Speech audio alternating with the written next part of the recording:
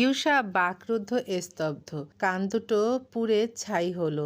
একচোট অবিশ্বাসে দুলল ওর ধরণীতল। টলমল চোখজোড়া নিস্পন্দ হয়ে পড়ল ভীষণ বিহ্বলতার তোড়ে। কেবল ফ্যাল করে অয়নের পাথুরে মুখটায় চেয়ে রইল সে। অয়নের বুকের কাছে লেগে থাকা আঙ্গুল মৃদু ছোঁয়ায় ধরে রাখা ওর শার্ট থেকে ইউষার হাতটা খসে পড়ল অমনি। মেয়েটার এই চোখের কাঁপুনি কিংবা ছলকানি শরীরের হিসেব নিকেশ ছাড়াই যেন বুঝে ফেলল অয়ন। মস্তিষ্ক অসাড় হয়ে শূন্যে ঝুলে রইল সে। বিমূঢ় গলায় অস্পষ্ট আওড়ালো, বাসিস? ইউষার কণ্ঠ রুদ্ধ হয়, জিভ কাঁপে, দুনিয়া শুদ্ধ যেন ভস্ম হয় মাটির নিচে। কেবল অবিশ্বাস্য প্রশ্ন নিয়ে ও চেয়ে রইল তখনও। হ্যাঁ না কিছু বলতে পারল না। অস্থির চাহনি ফেলে খুঁজে গেল উত্তর। অয়ন ভাই জানল কি করে এসব?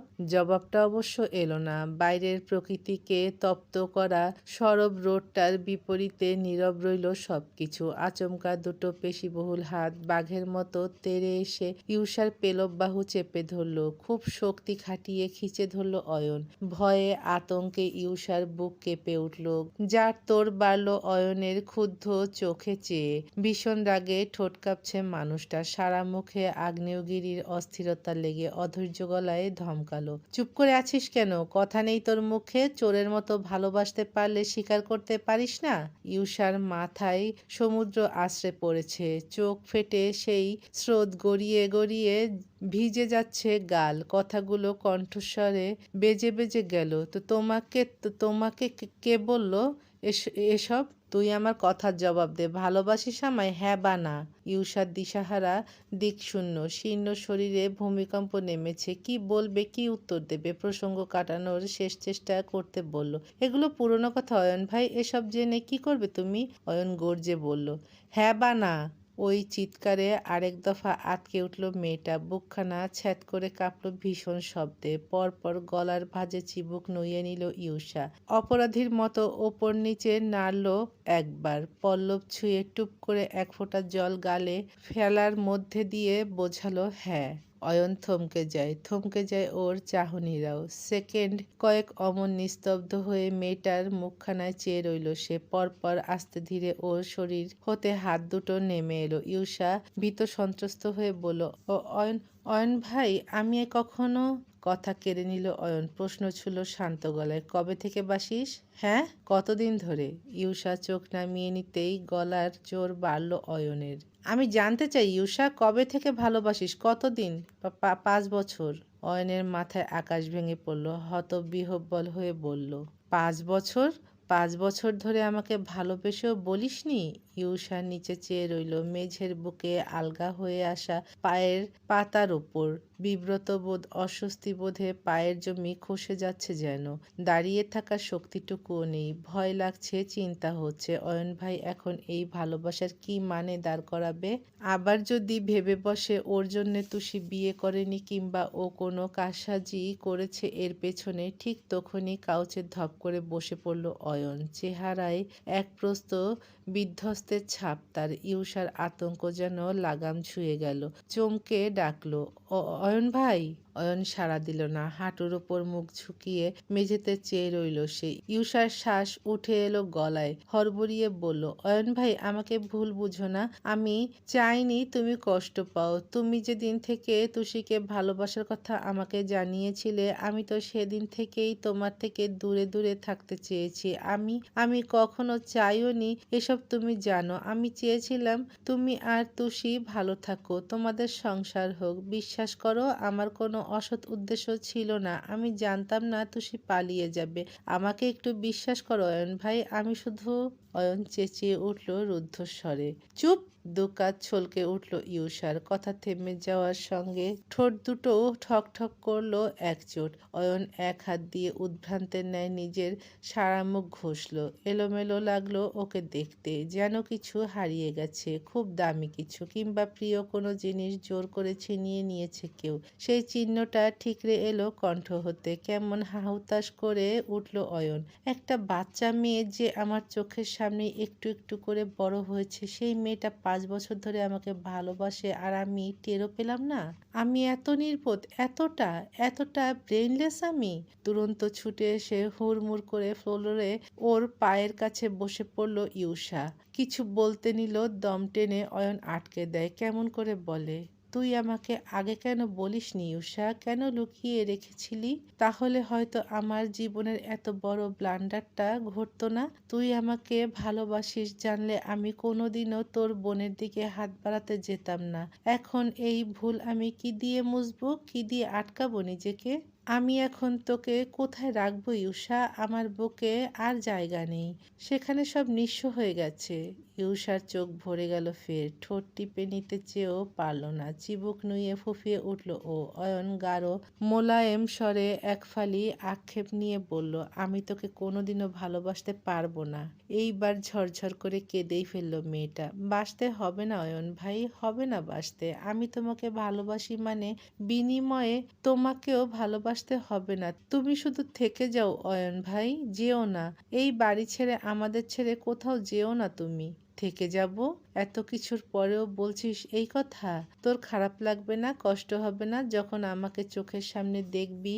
মনে হবে না এই মানুষটা তোর একতরফা প্রেম, যে তোর নিজের বোনের জন্য এত পাগলামি করলো, তাকে দেখে রাগ হবে না তোর? রাগ তোমার ওপর?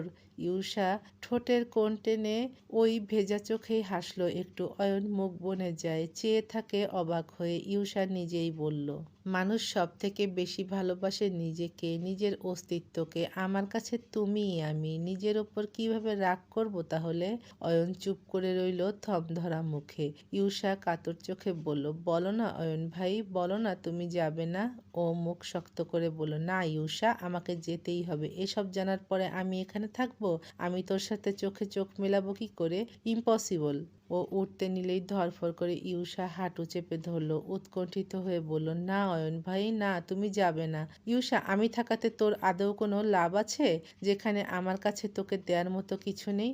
লাভ? লাভের কথা বলছো? আমি যে তোমাকে একটুখানি দেখলেই বুক ভরে নিঃশ্বাস নিতে পারি, এটা লাভ নয় অয়ন ভাই? তোমাকে একটু ছুতে পারলে, এক দণ্ড তোমার কথা শুনলেই তো আমি জগৎ ভুলে যাই। ভালো না বাসলে অন্তত দূরে গিয়ে আমার জীবনটা কেড়ে নিও না। তুমি চলে গেলে আমি তো বেঁচে থেকেও মরে যাব অয়ন ভাই। যদি বাঁচতে দিতে না চাও বলে দাও, আমাকে মারবে তুমি? অয়ন নির্বাক বিপন্ন স্থির চোখে বলল, তুই সৈয়দ বাড়ির মেয়ে হলি কি করে ইউষা? এখানে কেউ কারোর জন্য 1 ইঞ্চি মাটিও ছাড়ে না, সেখানে তুই এত উদার হলি কি করে? হয়তো তোমায় ভালোবেসে। অয়নের শব্দভাণ্ডার শূন্য হয়ে পড়ে। দ্বিতীয়বার উত্তর দিতে পারল না। ইউষা ব্যাকুল হয়ে বলল, কি বললে না তো?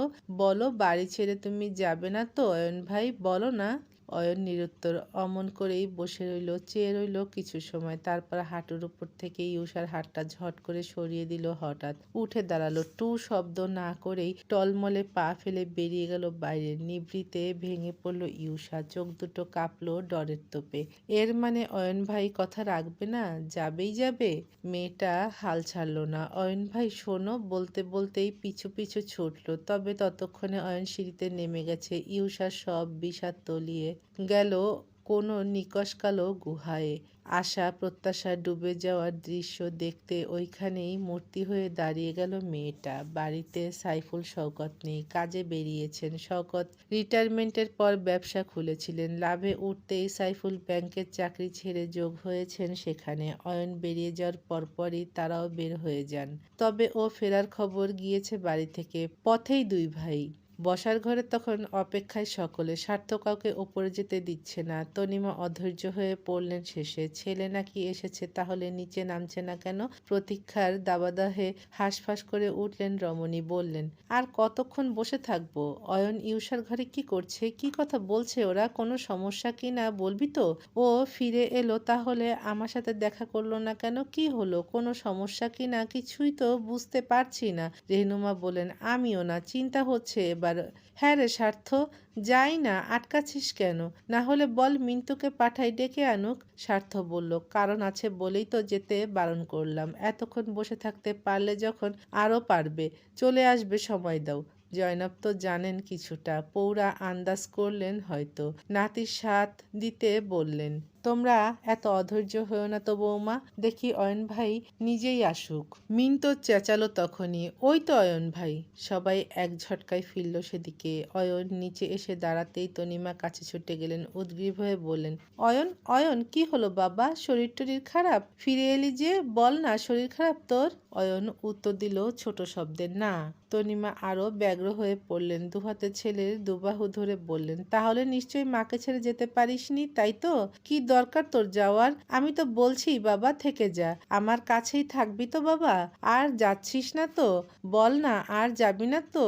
ওসব ফেলোশিপ টিপ আমার লাগবে না, অত ডিগ্রি টাকা আমার কোনো উচ্চ ডিগ্রি কিছু দরকার নেই। তুই আমার বুকের কাছে থাক। সায়নটা নেই, অন্তত শেষ অবধি তোদের দুই ভাইকে কাছে নিয়ে বাঁচতে চাই। বল না যাবি না তো? অয়ন সময় নিল, অনেকটা সময়। শেষে ফোঁস করে শ্বাস ফেলে বলল, যাব না। সঙ্গে সঙ্গে বসার ঘরের বিষণ্ণ তিমির তলিয়ে একটা সূর্য বসলো যেন। তনিমা আদরে আহ্লাদে জড়িয়ে ধরলেন ওকে। মিন্টু হৈ হৈ করে উঠল, হাসি ফুটল বাকিদের মুখে। এমনকি স্বার্থর নিটোল ঠোঁটও সরল দুই দিকে। শুধু অয়ন মাকে জড়িয়ে ধরেই আর চোখ তুলে ফিরে চাইল দোতলায়। ইউষার ভেজা স্যাঁতস্যাঁতে মুখটা জ্যোৎস্নায় ভরে গেছে। রেলিংয়ে থাকা দুহাতের মুঠো শক্ত করে চাঁদের মতো খুশি নিয়ে কৃতজ্ঞতায় হাসল মেয়েটা নিজেও। অয়ন নজর ফিরিয়ে আনলো, মাকে বুকে রেখেই চুমু খেলো মাথায়, বলল, আমি যাব না, যাই হয়ে যাক, যাব না কোথাও। তনিমা আনন্দে কেঁদে ফেললেন। জয়নব আলহামদুলিল্লাহ পড়লেন বিড়বিড় করে। হাসি মাখা মুখগুলোর মাঝে কেবল ভ্রুকুঁচকে একবার মেয়েকে আর একবার অয়নকে দেখলেন রেহনুমা। প্রশ্ন একটা তার মনে খসখস করছে বেশ। অয়ন এতক্ষণ কি করছিল ওর রুমে?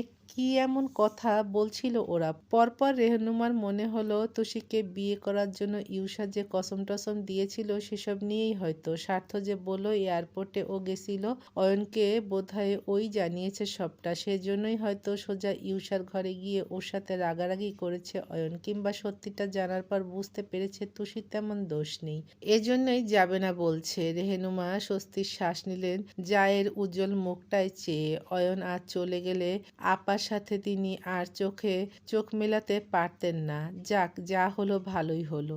এদিকে তুষির বুক থেকেও বোঝার বিশাল পাথর নেমে গেছে। নিশ্চিন্ত সে। একদিকে ইউষার কষ্ট ঘুচত, আবার বড় মায়েরও। কিন্তু এই বাড়ির মানুষগুলো এত সরল কেন? এই যে অয়ন বাড়িতে এসেই একদম শটান গিয়ে ইউষার ঘরে ঢুকলো, ডানে বামে কোথাও চাইলো না, এ নিয়ে কেউ একটু খারাপও ভাবলো না, সন্দেহও করলো না। আর মা যখন জানবে ইউষা আসলে অয়নকে ভাইয়ের চোখে দেখে না, বিস্ময়ে মা অজ্ঞান হয়ে যাবে না তো? তখনও কি ওকেই চড় মারবে? বলবে তোর জন্যই হয়েছে এসব? তুষি মরণশ্বাস ঝাড়লো। ওর ভাবনার মাঝে আচমকা পিছু ঘুরে সরাসরি চাইল অয়ন। সোজাসাপটা চোখাচোখিতে বিব্রত বোধে ভ্যাবাচ্যাকা খেয়ে গেল তুষি। পরপরই অয়নকে এগিয়ে আসতে দেখে অপ্রস্তুত হয়ে পড়ল। স্বার্থ এতক্ষণ সোফায় গা এলিয়ে আরামসে বসেছিল। হুট করে অয়নকে তুষির দিকে ইউটার্ন নিতে দেখেই চট করে মেরুদণ্ড সোজা করে বসলো ও। অয়ন এসে থামলো মুখোমুখি। তুষি অমনি চোখ নামিয়ে নিল। অয়ন সবার মাঝেই বলল, থ্যাঙ্কস তুষি, অনেক ধন্যবাদ তোমাকে। তুষি মুখ তুলল আবার, কণ্ঠে বিস্ময়, আমি কি করলাম?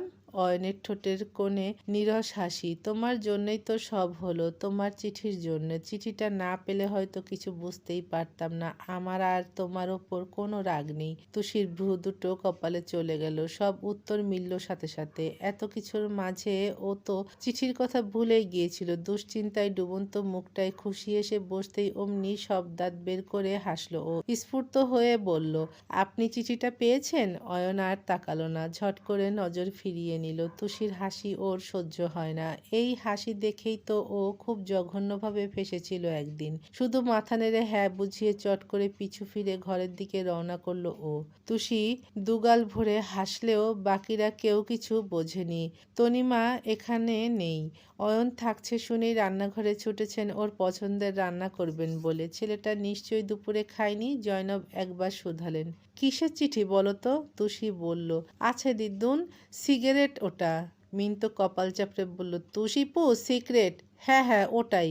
স্বার্থ কাঠ হয়ে বসে আছে তখন। পুরনো ঝামেলা মিটলেও নতুন ঝামেলায় ও সহজ হতে পারল না। শুধু তীক্ষ্ণ চোখে চেয়ে চেয়ে দুপল দেখল তুষির হাসিটা। আচমকা উঠে এসেই সবার মধ্যে তুষির হাত খপ করে ধরে টেনে নিয়ে চলল ওপরে। মেয়েটা ভরকায় কিছু, হকচকায় বাকিরাও। রেহনুমা বললেন, কি হলো স্বার্থ শোন? জয়নব চোখের ইশারায় শান্ত হতে বোঝালে থামলেন তিনি। তুষি নিজেও গাইগুই করেনি, শুধু স্বার্থর দাপুটে পায়ের সঙ্গে তাল মেলাতে হোঁচট খেতে খেতে এগোলো। মিন্তু এক টুকরো দীর্ঘশ্বাস ফেলে বলল, সবাই বক্তব্য শেষ করে ঘরে চলে যাচ্ছে আর দরজা আটকে দিচ্ছে। আমার বউও নেই, দরজাও নেই। স্বার্থ ভেতরে এসেও তুষির হাত ছাড়ল না, ধরল একদম পালিয়ে যাওয়া আসামির মতো। দরজার হুক লাগিয়ে ফিরতেই ও বলল, এখন আবার আপনার কি হলো? এরকম সবার মধ্যে দিয়ে টেনে আনলেন কেন? স্বার্থ জবাব না দিয়ে পাল্টা প্রশ্ন ছিল, কিসের চিঠির কথা বলছিল অয়ন? কেন, আমার লেখা চিঠি? স্বার্থ আরো অস্থির হয়ে বলল, তোমার চিঠি মানে? তোমার চিঠি ও কোথায় পেয়েছে? আমি দিয়েছিলাম। হোয়াট? তুমি অয়নকে চিঠি লিখেছো? কি লিখেছো চিঠিতে? তুষি তাজ্জব হয়ে বলল, আপনি এরকম করছেন কেন? আমি তো ওই চিঠিতে কি লিখেছো সেটা আগে শুনবো। তুষি দেখলো স্বার্থ উত্তেজিত হচ্ছে, মজা পেল ও। কাল থেকে ওর সাথে ভাব নেওয়া হচ্ছিল না, বেশি করে খেপাবে এখন। দুষ্টুমি করে বলল, চিঠি তো বিয়ের আগে দিয়েছিলাম, একটু আধটু ভালোবাসার কথা। তুষি, এসব নিয়ে মজা করো না, আমার দম বন্ধ লাগে। তুষি অল্প কেঁপে উঠলেও আজ ভয় পেল না, বরং স্বীয় নিশ্চল নয়ন স্বার্থর তেজি চোখটায় ফেলে শুধালো, কেন? আমি ওনাকে চিঠি লিখতে পারি না? না, তুমি আমার স্ত্রী। Each and every single detail of you just belongs to me. বাংলায় কথা বললে কি হয় আপনার? আমি পারি না দেখেই এত কঠিন কঠিন শব্দ বলেন, তাই না? নাকি এটা গালি? আচ্ছা, আবার ওই দিনের মতো আবার কিছু? এই সাবলীলতায় স্বার্থ সাথ দিতে পারল না, মরিয়া হয়ে বাহু ঝাঁকালো। চিঠিতে অয়নকে কি লিখেছ ডাফার? উফ বাবা, আপনি এরকম করছেন কেন? আমি পালিয়ে যাচ্ছিলাম বলে ক্ষমা চেয়ে চিঠি লিখেছিলাম। আশ্চর্য মানুষ। স্বার্থর ওষ্ঠাগত প্রাণ জায়গায় ফিরল যেন। এতক্ষণে বাহু ছাড়ল তুষির। বুক টেনে শ্বাস ফেলে বলল, ও। তুষি আশ্চর্য হয়ে বলল, আমি না আপনাকে দেখে অবাক হয়ে যাই। এই তো কালকেও ভাই চলে যাচ্ছিল বলে মুখটাকে বাংলার পাস করে ফেলেছিলেন, অথচ ভেতর ভেতর তাকে এত হিংসে। এটাকে হিংসে বলে না। বলতে বলতে স্বার্থ পাশ কাটালো। বেড সাইড টেবিলের কাছে গিয়ে ঘড়ি ফোন রাখার মধ্যেই এগিয়ে এলো তুষি। অবশ্যই হিংসে বলে। একটা চিঠি নিয়ে যেভাবে আমাকে টেনে নিয়ে এসেছেন, এটাকে হিংসেই বলে। ছেলেদেরও এত হিংসে থাকে? আপনি তো শুধু বিটকেল না, হিংসুটেও। এমনিও আপনি অনেক অহংকারী। সব খারাপ গুণ।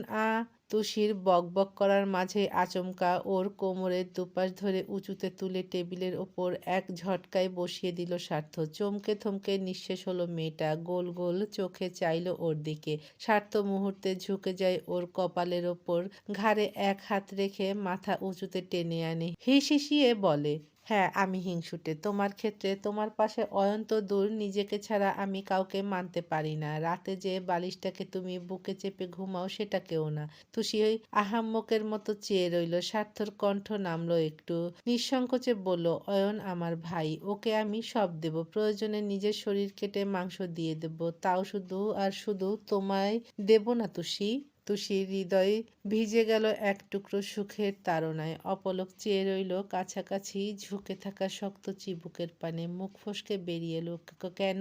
স্বার্থ ঘাট থেকে হাতটা সরিয়ে আনলো। দায়সারা বলল, এমনি। তুষির মেজাজ চটে গেল। গনগন করলো মাথার কোষ। এক হাত বুকে রেখে ঠেলে কাছ থেকে সরিয়ে দিল ওকে। স্বার্থ সরেও গেল আজ। তুষি ধূপ করে নিচে নেমে তেজি পায়ে হাঁটা ধরলো বাইরে। স্বার্থ ভ্রুকুসকে ডাকলো, কোথায় যাচ্ছ? এই চোর। তুষি উত্তর না দিয়ে অবজ্ঞা করবে ভেবেছিল, কিন্তু ও তো আর অভদ্র নয়। দাঁড়িয়ে গেল তাই। থমথম করে বলল, দাদির কাছে। আজকে ওখানেই থাকবো, রাতে ওখানেই ঘুমাবো। একদম গিয়ে দরজা ধাক্কাধাক্কি করবেন না। নিউজদার? স্বার্থ চেহারা গুটিয়ে বলল, নিউজদার? পর মুহূর্তেই নির্লিপ্ত গলায় বলল, নো নিড। তোমার ইচ্ছে, তুমি কোথায় ঘুমাবে, আমার তাতে কি?